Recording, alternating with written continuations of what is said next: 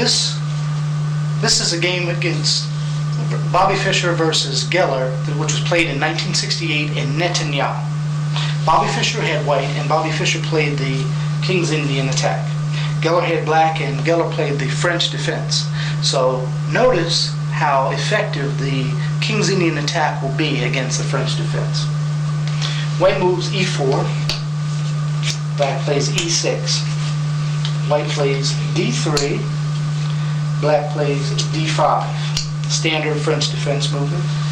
White plays knight at b to d2, attacking or defending his pawn on e4. Black plays c5, going after the center of the board. White does g3 to fianchetto his bishop. Knight f6, bishop to g2. Bishop to e7. Now notice that black has got good, quick castling ability. One thing that you want to do in the opening is you want to castle pretty early to obtain king safety as fast as possible. White is about to do the same thing. Knight at g to f3. I would recommend that most players move the pieces that are in between your king and your kingside rook first. In essence, you develop your kingside pieces first so that you can castle to your kingside early in the game. The earlier the better, usually. Black then castles, and white castles. So both players have obtained king safety, and black does knight to c6. Now, excuse me, every time that it is after black has moved, one thing that you want to do is you want to say, okay, who's winning? And the way that you can determine who's winning is look at advantages and disadvantages.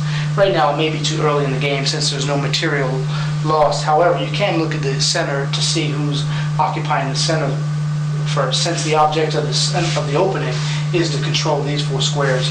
And it looks like we have the same number of pieces controlling those squares, so I'd say the game's about even right now. One thing that white has done, which black did not do, is white has developed a fianchettoed bishop. Now this fianchettoed position is created by the Italians, but it was perfected by the Russians.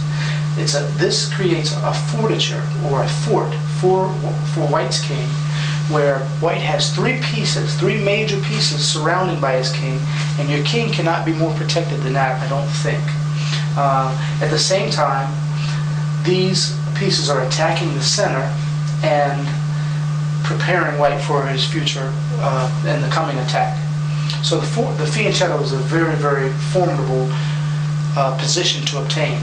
Now, if you fianchetto your bishop, your light-squared bishop, for example, then the goal of this knight is to take black's light-squared bishop out, because black would usually try to use this bishop to uproot and remove this bishop from the board by trading. So if you are able to remove black's light-squared bishop with your knights, then you eventually, as you go into the middle game and into the end game, then what you're able to do is control the light squares with this bishop. 50% of the board is light squares, 50% of the board is dark squares. So in the end game, if you can utilize this bishop to control half of the board, then that will make you have a more effective middle game and a more effective end game. Okay. After knight c6, white does rook to e1. Now, in every opening, there is one square that is more important than the others. In this particular opening, the King's Indian attack, the most important square is e5 for white. White is attempting to get this pawn, and if not this pawn, then by trading to get this pawn to that square.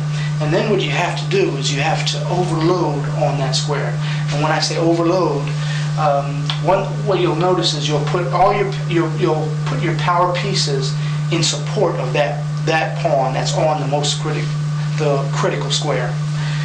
For black, it's critical that white not get that square, and it's also critical that black obtain this square, which is e4. So in every opening there is a critical square, and in every opening whoever can influence that critical square the most has an advantage that their opponent does not have. It's possible to influence a square without occupying it, but for all intents and purposes, in this particular opening, we desire to occupy that square. And let's see how this pans out. Black does queen to c7, attacking the critical square and developing a piece. So one thing that you want to do in all openings is to develop all of your pieces before you attack.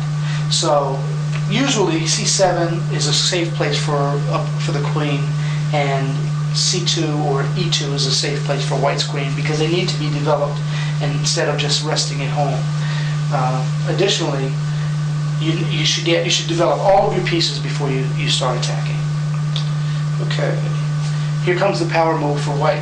White starts the attack by obtaining possession of the most important square. I'm really surprised that Geller allowed Fischer to have that square, because now it's going to make black be in more of a defensive mode. So at this point he does knight to d7, which is a book move. At the same time, black now has 3 pieces attacking the most important square. White has 1, 2. So white's got to find another way to protect that pawn, and that is a form of overloading. Queen to e2, which is my favorite move in overloading. However, when you do queen e2 in this position, you got to be mindful that that knight can go here to attack the queen. Then you have to trade this one. But in this particular instance, I wouldn't mind that, because by trading, that would give black double pawns. Usually double pawns are a weakness, and eventually I'll be able to pick off one of those pawns. If I get one, then I'll usually get the other. So that can work to white's on white's behalf. Black does b5. Now usually in the King's Indian attack, the attack is a kingside attack, and for the black it's a queenside attack. So in every chess game there is a flow of activity, and in this particular game it looks like the board is actually flowing this way. So when you play chess, you want to be cognizant. When you play chess, you want to be cognizant of the flow of the board, so that you're not making moves that unnecessarily or unimportantly go against the flow of the board. So in essence, since I have white and I'm attacking the king side, I want to continue to attack on the king side. I don't necessarily need to defend anything over here right now. My momentum is going to be successful if I continue at this point. H4 is what Bobby Fischer did.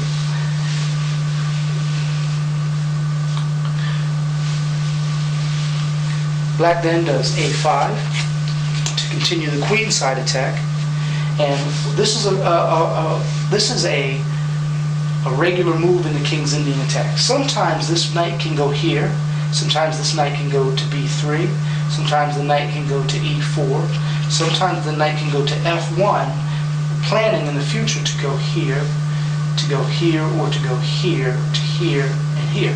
So there are all types of possibilities in the reconfiguring of the knight, because there are many different valuable squares, and by having your knight at b to d2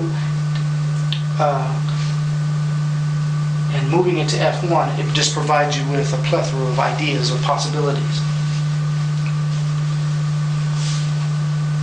Black then does knight to d4 as we had expected, attacking white's queen. Bobby Fischer had no problem accepting that and forcing the double pawns. White does bishop to f4.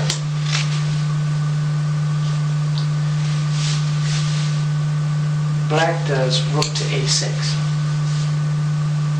Now this is a common position for this bishop in the King's Indian attack. With the queen on c7, this is another form of overloading. Also, there is another tactic that's going to come along in the future, which is going to where Bobby Fischer is going to be able to push this pawn here and attack his queen and attack his knight at the same time. So this is a pretty good tactic, and it's usually available in the King's Indian attack. And I think that Mr. Geller recognized that this tactic is available, which is why he moved this rook here, because he knows this pawn's not going to be here forever, and he's going to be able to bring this rook over here to defend. At the same time, this fianchettoed bishop often becomes extremely powerful, and sometimes it can pick that rook off or something that's on that strong diagonal that this bishop is going to own. Bobby Fischer does knight to h2, as I mentioned, reconfiguring it and planning for a future attack. Rook to c6, overloading, both two power pieces attacking one piece. So Mr. Fischer moves the piece that's doing the least, is what he does here. This was the only piece that Bobby Fischer had that was not developed. So he moves it to c1 to protect. He's got 2 protecting, and that's a good move.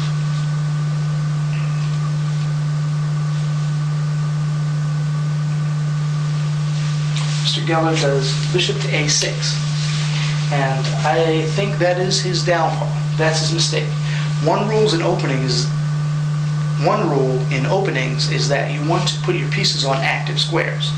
So by putting a piece over here really isn't doing anything for him. He has to move here. When he does move here, it's not going to help him. I believe that is a mistake, and I think that is going to cost him in the game. So remember, when you develop your pieces, one thing that you want to do is develop your pieces on active squares. It's important.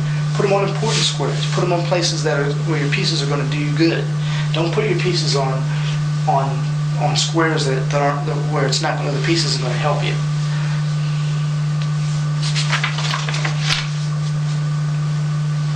And here comes the tactic that Bobby Fischer can exercise. Bishop captures d5. We say, well, I don't want to trade a bishop for a pawn. So bishop captures d5, pawn captures d5, the bishop.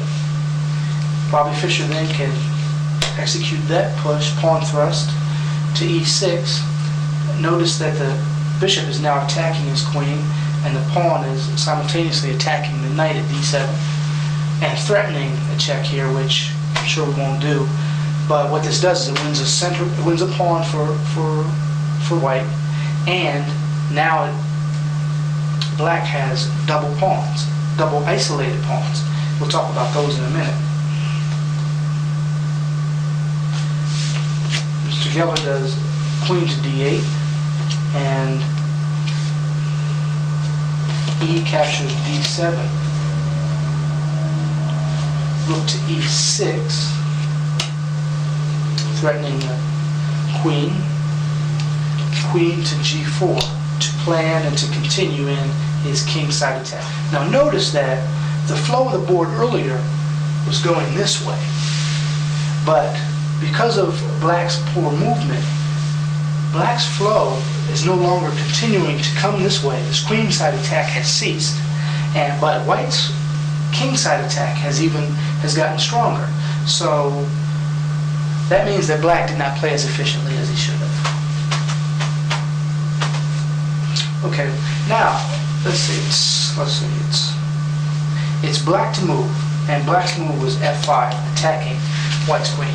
Now, every time that black moves, what both opponents should say to themselves, okay, who's winning? And you have to assess the board to determine who's winning. There are several factors that come into play when you determine who's winning.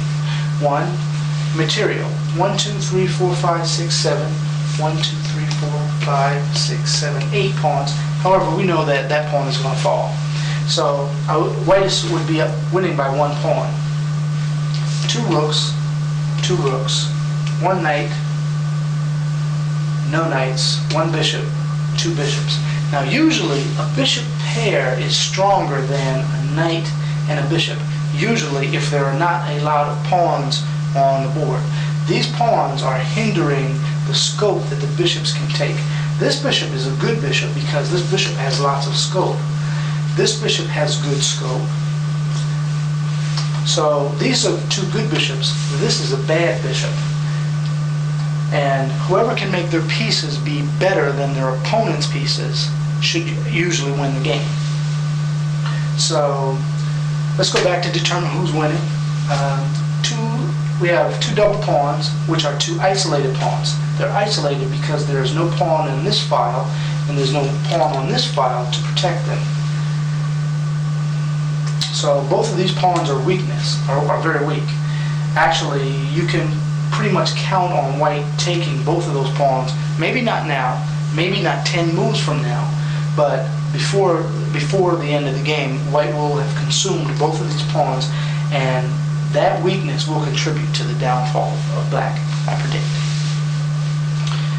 Next move for white is to continue the flow in the kingside attack in this direction, not hindered by anything that black has done, even this move, queen to h5.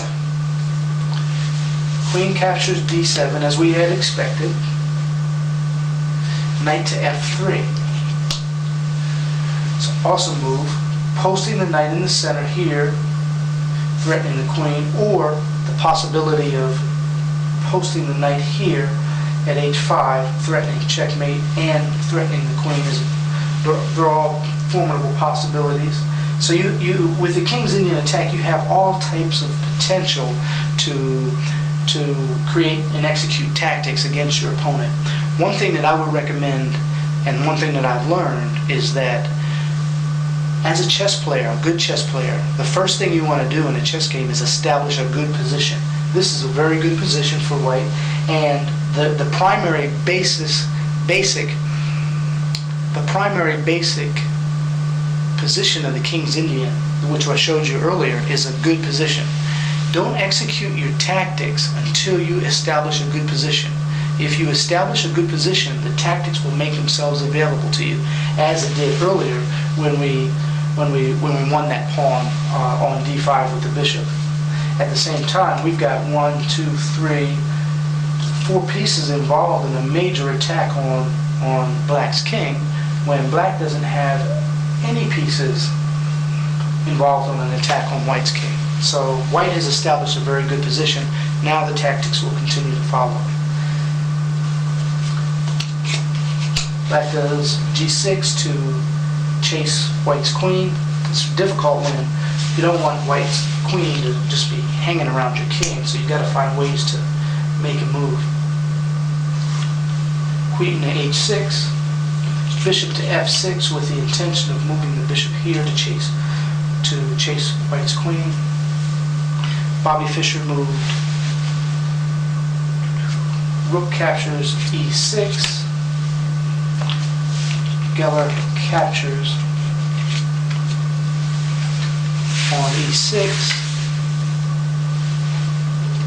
Bobby Fischer moved bishop to e5. Bishop captures e5. Rook to e1, pinning the bishop against the queen. Bobby Fischer does f4. Rook captures bishop, protected by the knight. Queen to d7.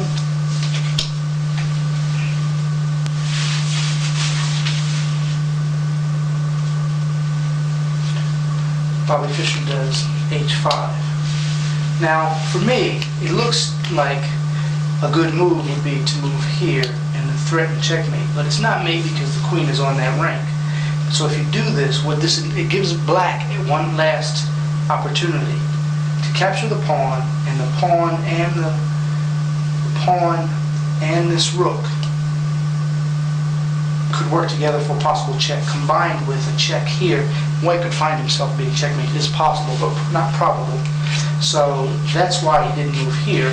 He moved to h5, which is a much more safe and a sound move. By moving h5, he's going to dismantle black's protection of his king and begin to attack him this way.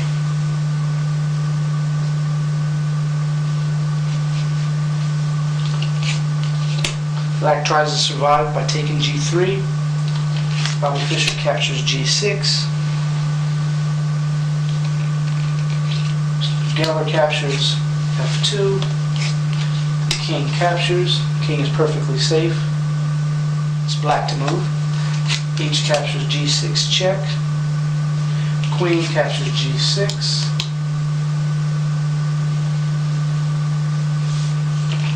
queen to g7,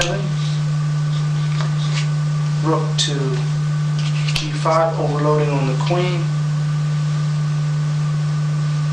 rook to f7, and black resigns right here. Now, remember earlier I told you that you want to put your pieces on active squares. Wouldn't it be nice to have that bishop in the game right now? Maybe here, maybe here, anywhere. It would really be nice to have that bishop in play. The reason why Geller resigned here is that, let's see, Bobby Fischer could just move here and he's going to lose his queen. At the same time, this bishop is definitely going to fall.